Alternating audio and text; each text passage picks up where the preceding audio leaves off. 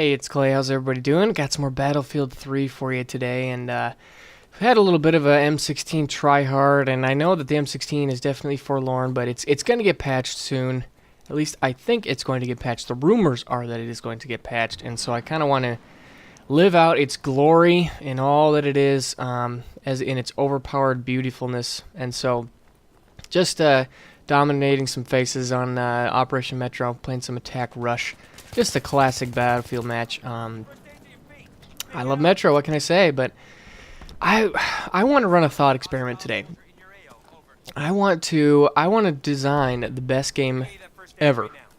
I want to run a thought experiment that I think would be really, really sweet. And in my mind, that would be something along the lines of a hybrid between Minecraft, DayZ, and Battlefield 3.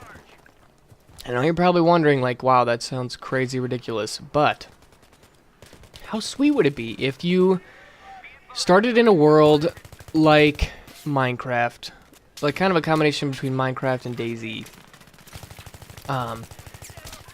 And you know, in Minecraft and DayZ kind of share some similarities. I mean, they don't have a lot of similarities in terms visually, but in terms of like game mechanics, things are very similar. You start off in kind of a blank canvas. You're in a hostile world, and you have to kind of learn to survive. I would say Minecraft is a little bit more developed because it gives the player a lot more options, whereas DayZ is really just about meeting basic survival needs, getting food, water, shelter, those types of things. You know, protection in the form of guns. But combine all of that with a game like Battlefield 3, which has like really advanced and really smooth first-person objective gameplay. What if you were in like the Frostbite 2, Battlefield 3 world and engine and everything? And what if when you spawned in, you had like a pistol and a knife, and that was it? You didn't have any equipment, you didn't have any gear. And what if you had to, instead of picking your loadout at the beginning of each game, you had to actually like find parts and assemble them and build them, just like you would, you know, in Minecraft? And what if the Minecraft world in that style was like DayZ, where you're competing with these other parts with other PvP? So you had to actually fend off other players. You had to go into kind of these high risk, high reward areas, and you had to, you know, kind of beat other players to the punch if you want to get the right stuff. You know, and what if those guns gave you kind of a leg up in battle, and then you could actually take your guns to like the arena or to the whatever you want to call it, where you would actually play, you know, if they had maps or whatever in game, where you would actually play Rush or Conquest, or you know, things like that. I think that would be pretty sweet and pretty interesting, and I think that would be looking forward, I've always been a believer in hybrids, in combining things. You know, if you look at music or video games, a lot of the most popular ones have been a combination of two previous juggernauts. So like Call of Duty 4, one of the reasons why it was so extremely successful and groundbreaking was because it combined, you know, RPG level up elements with, you know, really good smooth first person gameplay in a way that hadn't really been done on that scale before.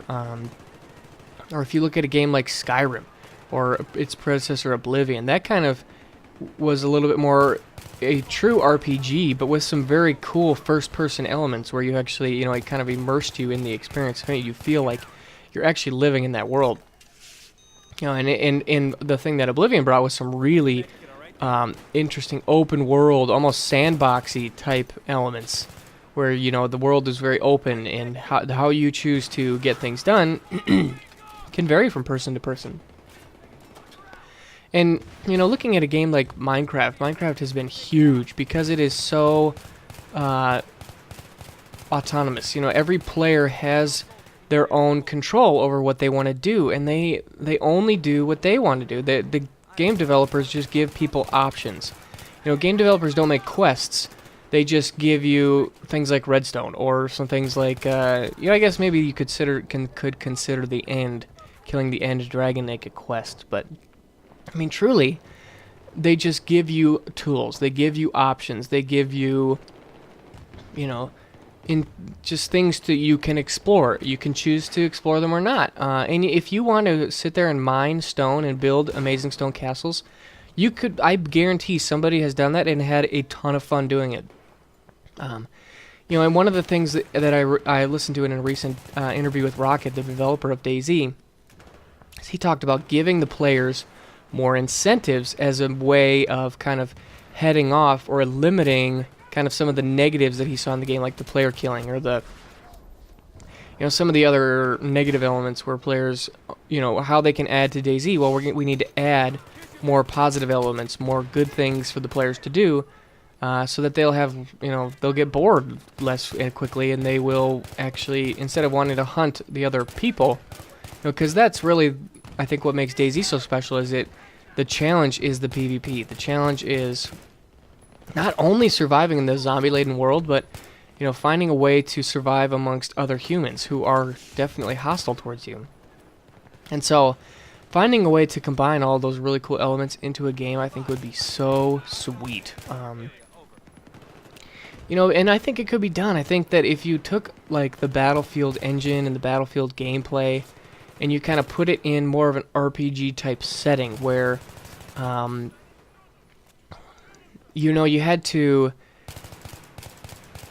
if it was maybe like a pure open world map like DayZ, you know, and there were certain places where you know you could go and probably find ammo, or maybe even if they didn't do ammo, maybe they just did gun parts, and you had to find like the stock and the barrel and the magazine and the scope for your M16, and if you want to add a new scope, you have to go find a new scope. So there was a little bit of an element of, you know, kind of that sense of adventure, that sense of exploration.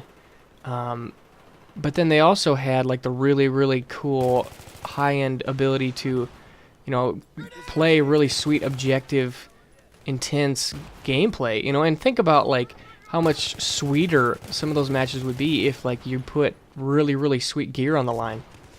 You know, if you're tricked out M16, you know, it doesn't matter if it's the most overpowered gun in the game, just make it also the rarest gun in the game. And you kind of fend off a lot of these balance issues by doing so. But, you know, just to dream a little bit, I think that would be a really, really fun game to play. I think that would be, you know, and it would just be, it's really just a hybrid. And in a lot of ways, it would be important to try to pull the best elements out of each of those games while, you know, really being intentional about limiting the negative elements of each game.